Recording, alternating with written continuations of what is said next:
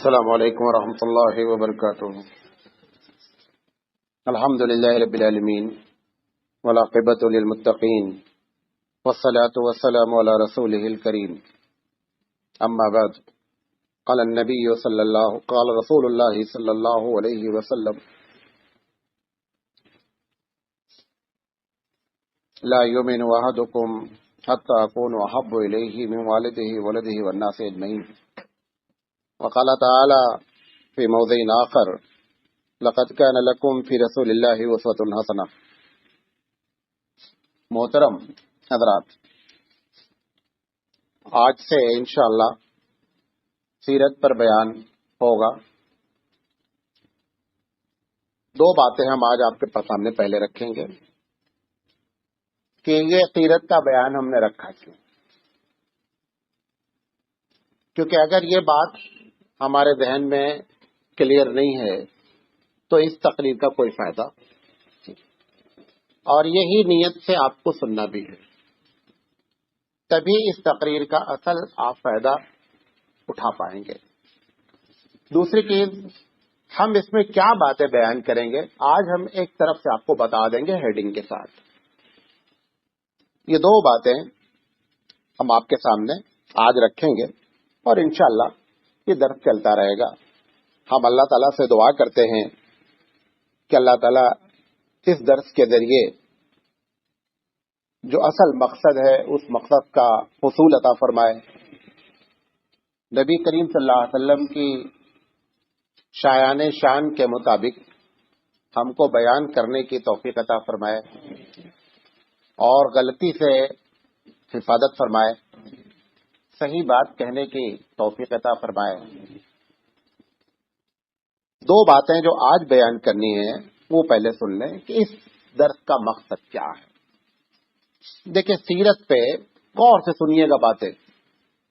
سیرت پہ جو کتابیں لکھی جاتی ہیں یا دروس ہوتے ہیں، اس میں عموماً ہر لکھنے والے کا اور ہر تقریر کرنے والے کا کوئی ایک ایم ہوتا ہے، مقصد ہوتا ہے۔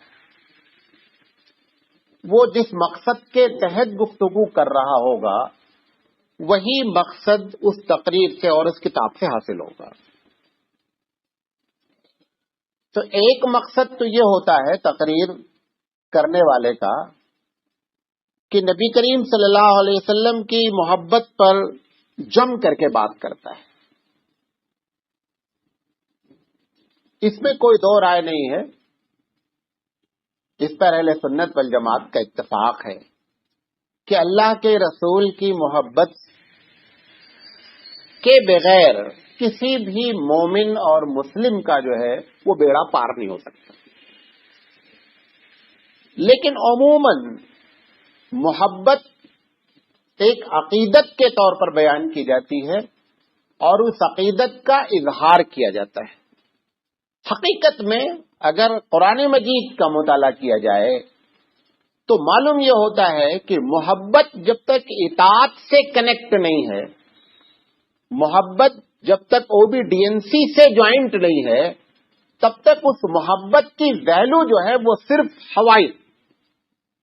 تو ایک گروہ تقریر کا کرنے والا اور کتاب کا لکھنے والا اس طریقے جب وہ باتیں کرے گا نا نبی کریم صلی اللہ علیہ وسلم کی شان میں بڑی باتیں کرے گا، اور بات جتنے کا تھا سب سچ کر رہا ہے، یہاں تک وہ بحث کرنے پر آئے گا کہ اللہ کے رسول صلی اللہ علیہ وسلم کا پیشاب پاخانہ پاک ہے یا ناپاک ہے، یہ ساری باتیں وہ کرے گا، پسینے کی فضیلت تک بیان کرے گا، یہ سب فضیلتیں ہیں، لیکن کوئی بات ایسی نہیں کرے گا کہ جس سے آپ کی زندگی میں اس کے ذریعے کیا ہے تبدیلی آئے، یہ بات نہیں کرے گا وہ۔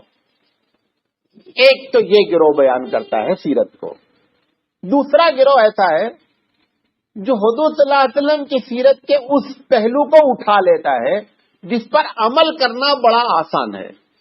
مثال کے طور پر اللہ کے رسول چلتے کیسے تھے، اللہ کے رسول کھاتے کیسے تھے، اللہ کے رسول کا لباس کیسا تھا، اللہ کے رسول مسکراتے کیسے۔ اگر پورے کو ہم ایک ایک کہیں تو لمبی بات ہو جائے گی، ہم ایک جملے میں سمیٹ رہے ہیں کہ اللہ کے رسول کو ذات محمد صلی اللہ علیہ وسلم پر عمل کرنے کے لیے بہت کوشاں ہے، لیکن رسول اللہ کی حیثیت سے اس کی پوری زندگی نے کیا کیا ہے اس کی طرف توجہ نہیں ہے.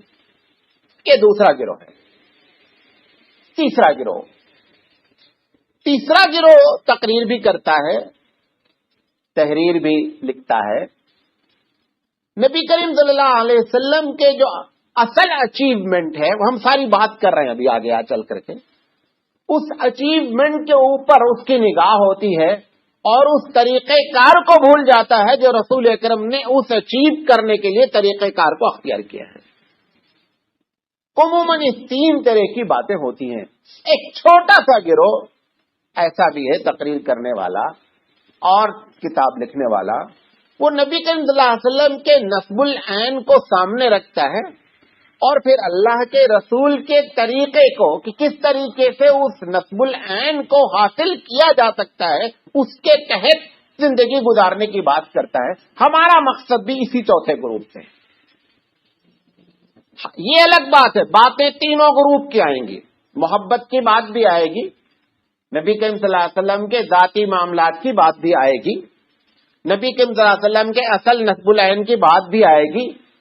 لیکن ہمارا مقصد کوئی ایک پہلو کو اجاگر کرنا نہیں ہے، بلکہ اللہ کے رسول کی زندگی کو کمپلیٹ طور پر آپ کے سامنے بیان کرنے کا ارادہ ہے. اب آپ کس نیت سے سنیں گے اور ہم کس نیت سے بیان کر رہے ہیں؟ مقصد صرف ایک جملے میں ہے کہ اللہ کے رسول کی پوری زندگی کا خاکہ سامنے آ جائے اور حتی الامکان زندگی کے ہر شعبے میں اللہ کے رسول کو ہم اپنا رہنما بنائیں. محض کھانا کھانے کے لیے، مسجد میں داخل ہونے کے لیے، محبت کرنے کے لیے، جھنڈی لگانے کے لیے نہیں. پوری زندگی کے ہر پہلو پر ہم گفتگو کریں گے انشاءاللہ. ایک پہلو پر گفتگو کریں گے اور کم سے کم ہر پہلو پر ایک حدیث یا دو حدیث آپ کے سامنے مستند بیان کی جائیں گی. اس بات کی بھی پوری کوشش کی جائے گی اس تقریر میں کہ ایتھنٹک باتیں بیان کی جائیں. ہوتا یہ ہے کہ ہم ہندوستانی سے مراد یہ پرانا بھارت ہے، ہمارے مزاج میں کہانیاں سننے کی بڑی دلچسپی ہے. ابھی ہم نبی کریم صلی اللہ علیہ وسلم کی پیدائش کے واقعات بیان کرنا شروع کریں، آپ ایسا مست ہو کر کے سنیں گے نا کہ جس کا جواب نہیں ہے. جبکہ یہ حقیقت ہے کہ اس میں سے 90% کی سند صحیح نہیں ہے. لیکن ایسے واقعات ہیں کہ لوگوں نے 200 300 صفحے لکھ مارے ہیں. اچھا ابھی آپ کے سامنے بیان کہ آپ بھی سبحان اللہ ماشاء اللہ، کیونکہ اس میں کچھ عمل نہیں کرنا ہے. اس میں کچھ بھی آپ کو عملی شکل میں ایکٹیو ہونے کی کوئی بات نہیں ہے. کیونکہ دیومالائی ہمارا مزاج ہے، دیومالائی سمجھتے ہیں. یہ جو پرانا بھارت ہے، ان کی آج ہندوؤں کے ہاں جتنی بھی چیزیں ہیں سب کی سب کہانی پہ ڈیپینڈ ہے. وہ کہانی ہم مسلمان تو ہو گئے عبداللہ، وہ کہانی والا مزاج لے کر کے آئے. وہ کہانی کے مزاج کی وجہ سے ہمارے سامنے بھی جب کہانیاں بیان کی جاتی ہیں تو ہم کو خوب اچھا لگتا ہے، کیونکہ اس کہانی کے پیچھے کوئی عمل نہیں ہوتا ہے. لہذا آپ اس مقصد سے سننا ہے اور ہم کو اپنے آپ کو میں پہلے شامل کرتا ہوں اور آپ کو بعد میں، کہ اس کے اوپر عمل کرنے کی نیت سے اس پوری تقریر کو سننا ہے. بات سمجھ میں آ گئی؟ یہ مقصد ہے. اب ہم جو سامنے آپ کے پورے بیان کریں گے، ہم نے ہیڈنگ دی ہے، اس کو آپ کے سامنے بیان کر دیتا ہوں تاکہ آپ کو آئیڈیا ہو جائے کہ کس طریقے سے گفتگو آگے بڑھتی جائے گی. ہم نے بڑی کوشش کی ہے اس کو تقریر کرنے میں انشاءاللہ کہ ترتیب سے باتیں آویں اور ایک تقریر خود ایک مواد ہو. کل آپ مس کر جائیں تو یہ نہیں ہو کہ صاحب اب تیسرا بھی کرنے کا کوئی فائدہ نہیں ہے کیونکہ میں سیکنڈ جو ہے وہ سیریل مس کر گیا ہوں. ہر سیریل کنیکٹڈ بھی ہے اور ہر سیریل اپنی جگہ خود ایک نصیحت لیے ہوئے. ہم سب سے پہلے بیان کریں گے کہ نبی کریم صلی اللہ علیہ وسلم جس خاندان میں پیدا ہوئے اس کا مختصر سا خاکہ آپ کے سامنے. دوسری بات، نبی کریم صلی اللہ علیہ وسلم جس نبی پر ہم اتنا جان دیتے ہیں، حقیقت میں رب اس کی نگاہ میں اس نبی کی حیثیت کیا ہے. وہاں سے آپ کو یہ اندازہ ہو جائے گا کہ اللہ کے رسول کی حیثیت ہے کیا. کیونکہ جب ہم اللہ کے بارے میں بیان کریں گے کہ اللہ اپنے نبی کے بارے میں یہ بات رائے رکھتا ہے، تو یقینی بات ہے کہ آپ اندر سے کیا ہو جائیں گے، خود بخود کی جب رب کی یہ رائے ہے اور رب یہ نظریہ رکھتا ہے تو ہم کو پھر اس کے آگے کوئی سوال ہی نہیں اٹھتا، بہت زیادہ نبی سے محبت اور عقیدہ رکھنا چاہیے. ہم یہ دوسری بات بیان کریں گے. تیسری چیز، نبی کریم صلی اللہ علیہ وسلم کے لیے پروردگار عالم نے مکے کا سلیکشن کیوں فرمایا؟ پوری دنیا اتنی بڑی تھی، اس میں سے مکے میں ہی آپ کو کیوں پروردگار عالم نے کہ اس ذات مقدس کو اس شہر میں پیدا کیا جائے اور وہاں سے پھر اسلام کی شمع جو ہے پورے دنیا میں پھیلے، اس کی کیا بیسک ریزنز ہیں آپ کو اس سے اندازہ ہوگا. پھر نبی کریم صلی اللہ علیہ وسلم کی پیدائش کے وقت حقیقت میں صحیح سند سے کیا واقعات پیش آئے ہیں، وہ دو ایک ہیں، وہ آپ کے سامنے ہم انشاءاللہ بیان کریں گے. پھر نبی کریم صلی اللہ علیہ وسلم کا بچپن کیسے گزرا، مکے میں آپ جب رہتے تھے تو آپ کس طریقے سے رہتے تھے جبکہ چاروں طرف کفر کا ماحول تھا، اس میں آپ کیسے، آپ کا بچپن جو ہے وہ کھلا پھولا پھلا، اس پر ہم گفتگو کریں گے. پھر اس کے بعد نبی کریم صلی اللہ علیہ وسلم جب 10 سال سے لے کر کے 20 سال اور 25 سال کی عمر تک ہوئے ہیں، وہ پیریڈ جو سب سے زیادہ خطرناک پیریڈ ہوتا ہے انسانی زندگی کا، اس خطرناک پیریڈ میں اللہ کے رسول صلی اللہ علیہ وسلم مکے میں کس حیثیت سے رہتے تھے اور مکے والے آپ کے بارے میں کیا رائے رکھتے تھے. پھر 25 سال سے لے کر کے 40 سال تک کا عرصہ ہم انشاءاللہ بیان کریں گے کہ اللہ کے رسول کا وہ شادی کے بعد سے لے کر کے 40 ایئرز تک، جس دور میں آپ کو نبوت ابھی اعلان آپ نے نہیں فرمایا تھا، اس وقت تک آپ کی کیا ایکٹیویٹیز تھی، کس طریقے سے آپ رہتے تھے، کیا کرتے تھے، اس پر ہم گفتگو کریں گے. اس کے بعد ہم یہ کوشش کریں گے کہ اب ہجرت کا جب معاملہ، یہ نبوت کا جب معاملہ ہوا ہے تو نبوت کے بارے میں ایک مختصر سا خاکہ کہ نبوت کی ہسٹری کیا ہے، اللہ کے رسول ہی کو آخری نبی کیوں بنانے کا فیصلہ رب نے فرمایا. اگر یہ بات ہے کہ نبی آتا ہے حالات کے خراب ہونے پر، تو حالات آج بھی خراب ہیں. 1400 سال پہلے اس کڑی کو کیوں بند کیا گیا، اس پر ہم گفتگو کریں گے.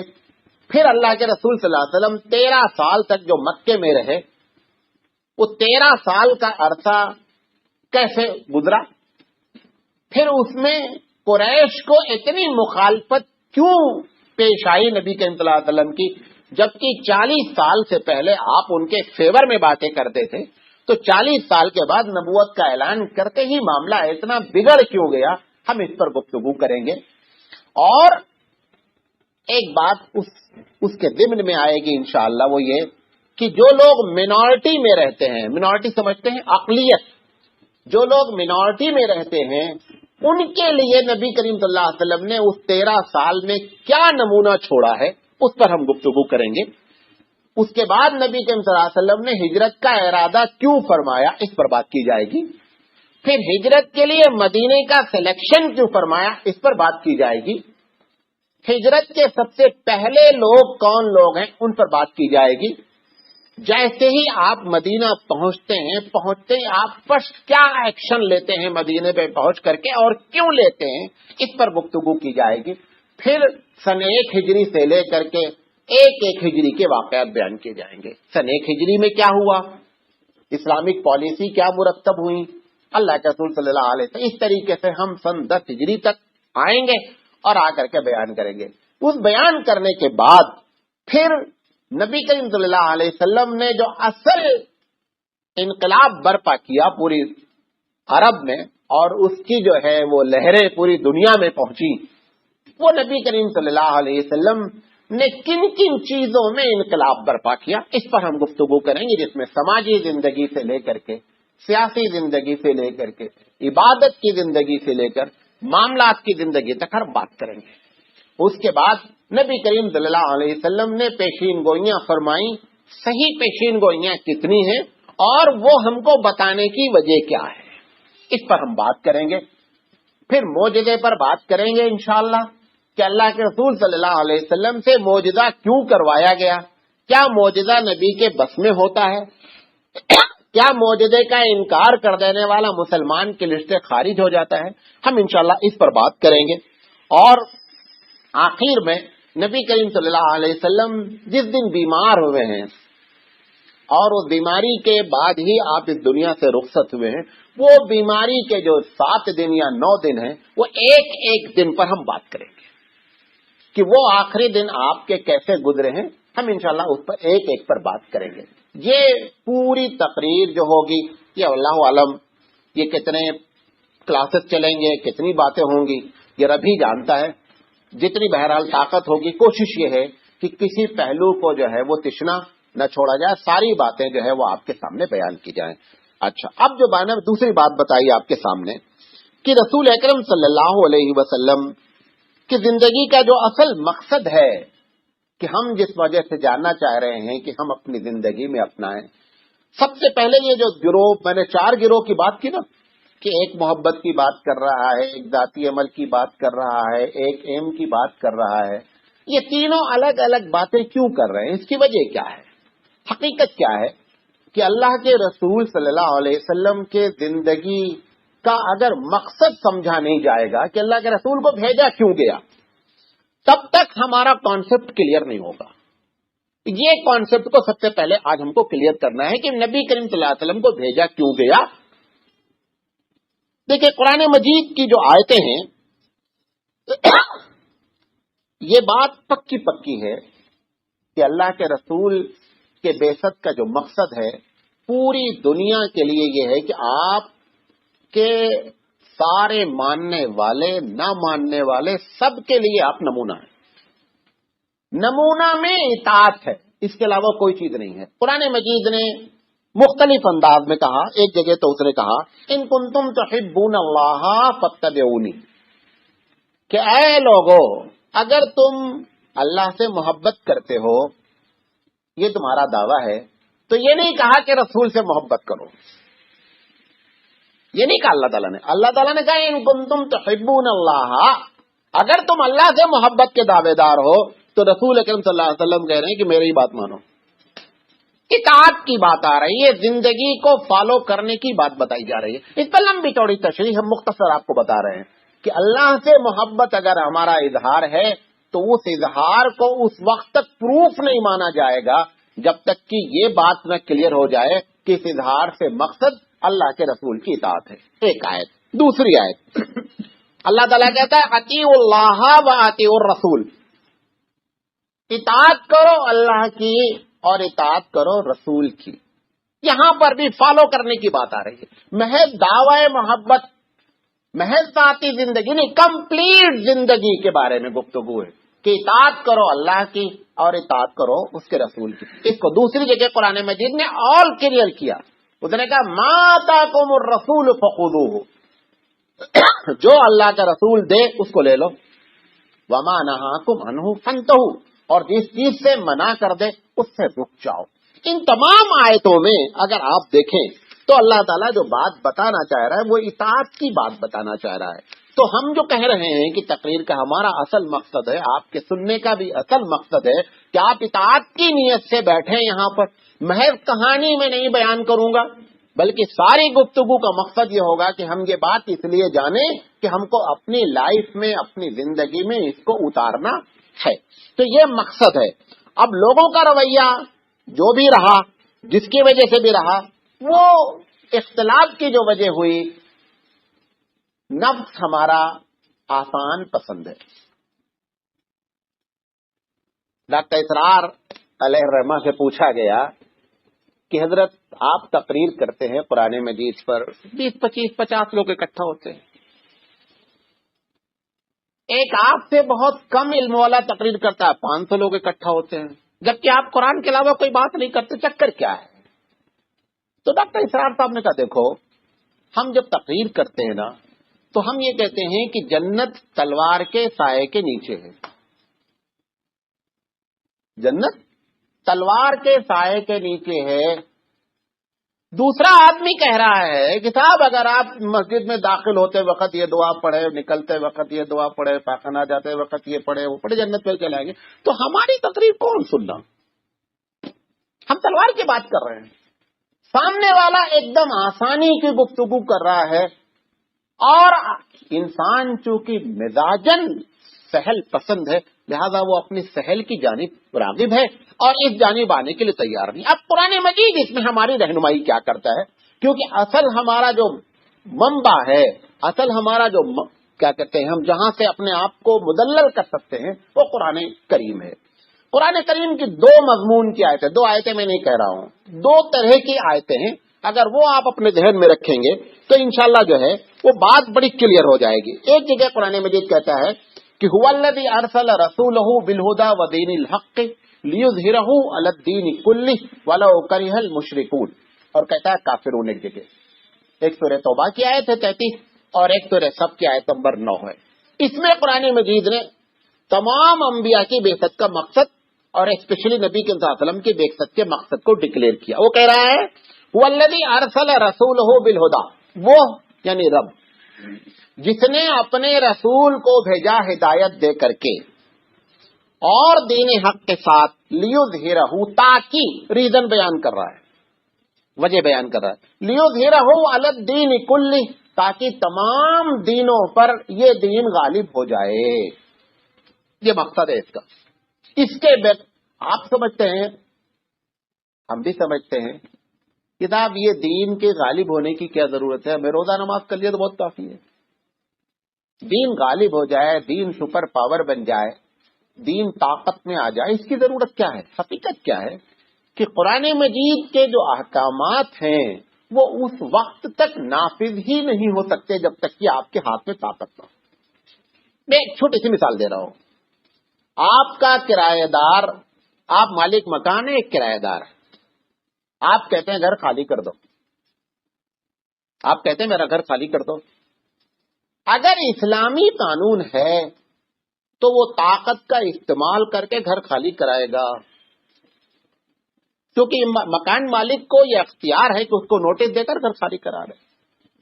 اب جب یقینی بات ہے کہ وہ جب آپ اس سے کہیں گے خالی کرو، بولے میں نہیں خالی کرتا، جب نہیں خالی کرتا تو کس کی ضرورت پڑے گی؟ طاقت۔ ارے آپ اپنے چھوٹے سے بچے کو جب ایک بات بتاتے ہیں، نہیں مانتا ہے تو آخری درجہ کیا کرتے ہیں؟ طاقت ہی استعمال ہوتی ہے، طاقت نیچے سے لے کر اوپر تک استعمال ہوتی ہے۔ بچہ مدرسے میں بات نہیں سمجھتا، پہلے سمجھاتے بجھاتے، اس کے بعد اس کو ہندی بولتے سمجھاون، کیا بولتے ہیں؟ سمجھاتا ہے وہ۔ یہ طاقت کا جو استعمال ہے یہ نیچرل استعمال ہے۔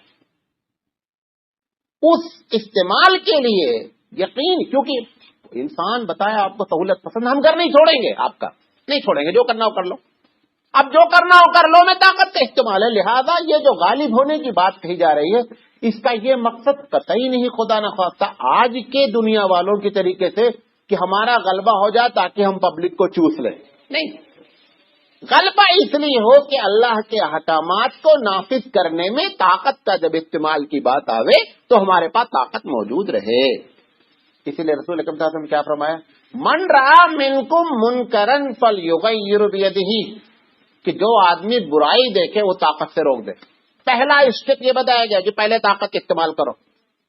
پھر آپ نے فرمایا کہ اگر طاقت استعمال کرنے کی طاقت نہیں ہے فبلسانہ، زبان سے بولو، زبان کی بھی طاقت نہیں ہے فبقلبہ ذلک اضعف الایمان، پھر دل سے برا جانو، اور یہ ایمان کا آخری درجہ، اس کے نیچے کوئی درجہ نہیں ہے۔ اس کے نیچے ہمارے پاس ایک اور درجہ ہے، معلوم کیا؟ ہم نماز پڑھے تو میں نہیں پڑھے، ہم نہ کیا جی نہیں پڑھے نہیں پڑھے، یہ پالیسی ہماری اس وقت ہے۔ ہم نیک ہیں، دنیا کہیں بھی جا رہی ہے، ہماری یہ چوتھی پالیسی۔ اللہ کے رسول کے پاس تیسری پالیسی کے علاوہ کوئی چوتھی پالیسی نہیں ہے۔ ہم چوتھی پالیسی کے تحت ہی زندہ ہیں، ہم چوتھی پالیسی کے تحت ہی زندہ ہیں اور زندگی گزار رہے ہیں سمجھ کر کے کہ ہم نیک ہو جائے، بقیہ لوگ نیک ہو یا نہیں ہو۔ یہ خدا کی قسم اسلامک پالیسی نہیں ہے، اور اس کا ریزن بتا دیتا ہوں۔ ریزن کیا وجہ ہے کہ بھائی ہم نیک ہوں آپ بھی نیک ہو؟ اس کی وجہ یہ ہے کہ ایک آدمی کتنا بھی صحت کا خیال رکھے اور اپنے گھر کو بہت اچھا رکھے، اور بازو والے اگر چاروں طرف کچرا ڈال رہے ہیں تو آپ کے اکیلے صحت کا خیال رکھنے سے کچھ نہیں ہونا ہے۔ صحت مند آدمی بھی کیا ہو جائے گا؟ بیمار ہو جائے گا۔ تو اگر ایک آدمی نیک ہو جائے اور بقیہ لوگ نیک نہیں ہو تو سوسائٹی میں کرپشن برقرار رہے گا۔ ایک آدمی کے نیک ہونے سے کچھ نیک نہیں ہونا ہوتا۔ اسی لیے اللہ کے رسول صلی اللہ علیہ وسلم نے فرمایا کہ بنی اسرائیل کا واقعہ ہے کہ ایک آدمی مصلی نہیں چھوڑتا تھا، بہت بڑا حافظ، چھوڑتا ہی نہیں تھا مصلی۔ جبریل علیہ السلام، بڑی لمبی چوڑی حدیث ہے، جبریل علیہ السلام نے کہا پوری بستی کو لے جاؤ پلٹ دو۔ جبریل علیہ السلام کو بھی رحم آیا، کہا اللہ تعالیٰ ایک آدمی تو مصلی نہیں چھوڑتا، اس کو پٹک دینے کا کیا؟ ارے سارے لوگ غلطی کیے ٹھیک ہیں، انہیں تو مصلی ہی نہیں چھوڑا۔ اللہ بولا پہلے اس کو پٹکو، مصلی والے کو پہلے پٹکو، گاؤں والوں کو بعد میں پٹکو۔ جبریل کے بھی حواس باختہ ہو گئے کہ ہم تو دوسری سمجھ بات، یہاں تو الٹا معاملہ ہے۔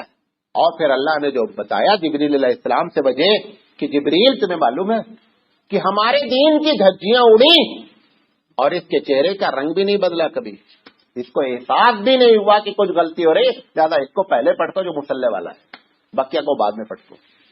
لہذا یہ پالیسی کے لیے آدمی کو غلبہ چاہیے، اسلام کو غلبہ چاہیے، انجوائمنٹ کے لیے نہیں، لگژری لائف کے لیے نہیں۔ یہ جو 2.5% زکوٰۃ رکھی گئی ہے کس لیے رکھی گئی ہے؟ How to run the government. یہ ہماری بدقسمتی ہے کہ حکومت نہیں ہونے کی وجہ سے ہمیں مولوی صاحب لوگ آپ کے گھر کا چکر کھاتے ہیں، آپ 3 مرتبہ ان کو واپس کرتے ہیں، 4تھی مرتبہ زکوٰۃ دیتے ہیں۔ ورنہ ہونا یہ چاہیے تھا کہ بیت المال قائم ہوتا اور وقت سے 1 دن پہلے لے جا کر کے ہر آدمی اپنی زکوٰۃ وہاں حوالے کرتا، تب زکوٰۃ صحیح معنی میں ادا ہوتی۔ حضرت ابوبکر صدیق رضی اللہ تعالیٰ عنہ نے اس شخص سے بھی جنگ کا اعلان کیا جس نے صرف یہ کہہ دیا تھا کہ میں زکوٰۃ دوں گا لیکن بیت المال میں نہیں دوں گا، اپنے طور پہ انڈیویجول انفرادی طور پہ بانٹ دوں گا لیکن بیت المال میں نہیں دوں گا۔ ابوبکر نے کہا اس سے بھی جنگ ہونی ہے۔ لہذا یہ جو سسٹم ہے، یہ جو آیت ہوئی، یہ ایک آیت، اچھا اسی سے ملتی جلتی بتایا سورہ جو ہے توبہ میں آیت۔ دوسری آیت لقد ارسلنا رسلنا بالبینات وانزلنا معهم الکتاب والمیزان لیقوم الناس بالقسط۔ اللہ تعالیٰ کہہ رہا ہے، پھر کہہ رہا ہے وانزلنا الحدید فیہ باس شدید ومنافع للناس۔ یہ سورہ حدید کی آیت نمبر 25 ہے۔ اللہ تعالیٰ کہہ رہا ہے لقد ارسلنا رسلنا، تحقیق کہ میں نے اپنے رسول کو بھیجا، بالبینات، واضح نشانیاں دے کر کے کہ کوئی کنفیوژن نہیں، آپ کا عذر سارا کا سارا بیکار ہے، ہمارے رسول جو باتیں بتا رہے ہیں اس میں کوئی کنفیوژن نہیں ہے، کلیئر بات ہے۔ پھر ہم نے ان کے ساتھ کتاب اتاری، پھر ان کے ساتھ ترازو اتاری فیصلہ کرنے کے لیے، لیقوم الناس بالقسط، تاکہ لوگوں میں ایمانداری سے بات کریں۔ فیصلہ کرنے کے لیے طاقت چاہیے۔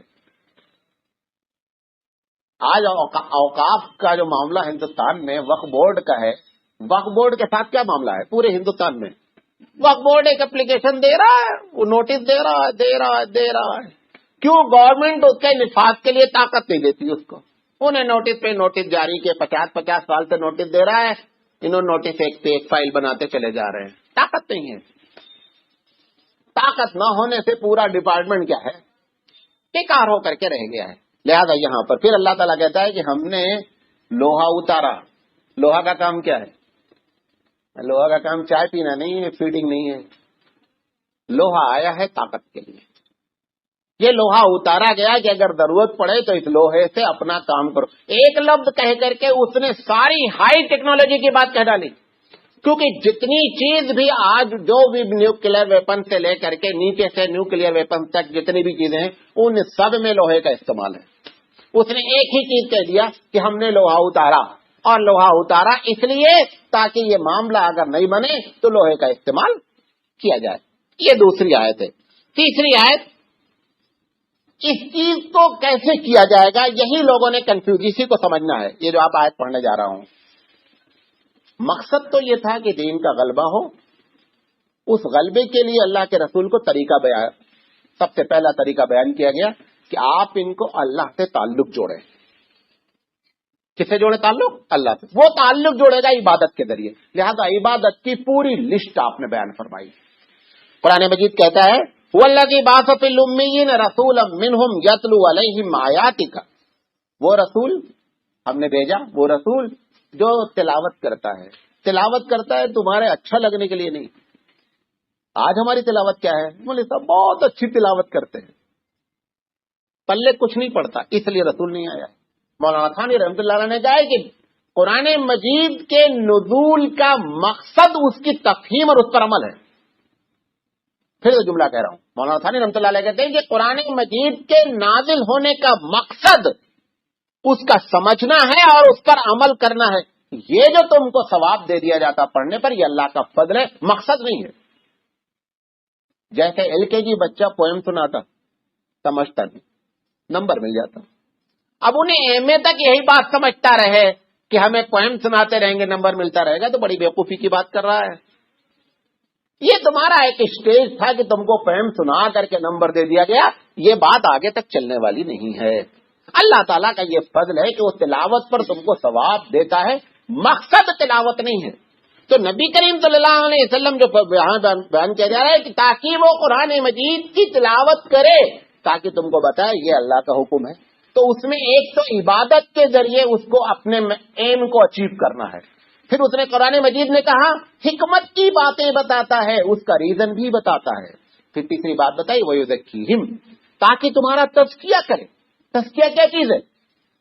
تزکیہ بڑی اونچی اصطلاح ہے جس کو آج ہم اپنی زبان میں تصوف کہتے ہیں۔ تصوف کی دو قسم ہے، غور سے سن۔ تصوف کی ایک تصوف پیشہ ہے، ایک تصوف کیا ہے؟ پیشہ ہے۔